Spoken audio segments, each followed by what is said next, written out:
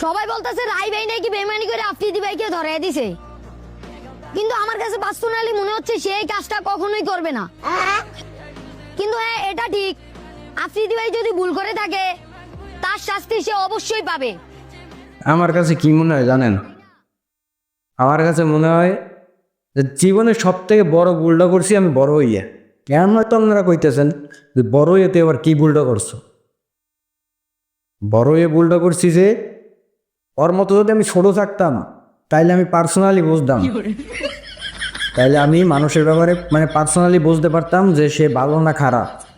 এখন আমি এত বড় হইয়াও আমি পার্সোনালি বোঝার আমার বয়সটা হয় নাই। আমি এখন পর্যন্ত পার্সোনালি বুঝতে পারি না। তোর মতো বয়সে, এতটুক বয়সে আমি নিজে কইতে পারতাম না যে আমার মুত আইছে কিনা। আমার মায়ে যতক্ষণে খাড়া হরাইয়া যতক্ষণে না কইতে যেমন হিসু দেও হিস বাবা হিস অতক্ষণে কইতে পারতাম না যে আমার মুত আইছে কিনা। আর তুই পার্সোনালি বুঝে যাও যে ফাঁসাইছে না ফাঁসাইছে, কার দোষ কার গুণ, তুই পার্সোনালি বুঝে যাও।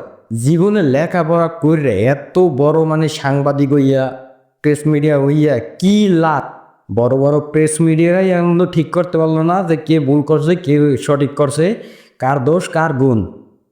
কিন্তু আমাদের শ্রদ্ধেয় বড় ভাই সে পার্সোনালি সব কিছু বুঝে গেছে, কার দোষ কার গুণ এবং কে শাস্তি পাইব কে পাইব না। কিন্তু আমরা বুঝতে পারলাম না, আপনিও বুঝতে পারেন না এবং বড় বড় প্রেস মিডিয়া হাইকোর্ট এরাও বুঝতে পারে না কার দোষ কার গুণ। কিন্তু আমাকে ভাই বুঝে লাইছে। সবচেয়ে বড় আফসোস লাগে ভাই, জীবনে কিল লেগে যে বড় হইলাম, ছোট থাকলে আর পার্সোনালি বোঝার ক্ষমতা থাকতে। কিন্তু আমার কাছে পার্সোনালি মনে হচ্ছে সে এই কাজটা কখনোই করবে না।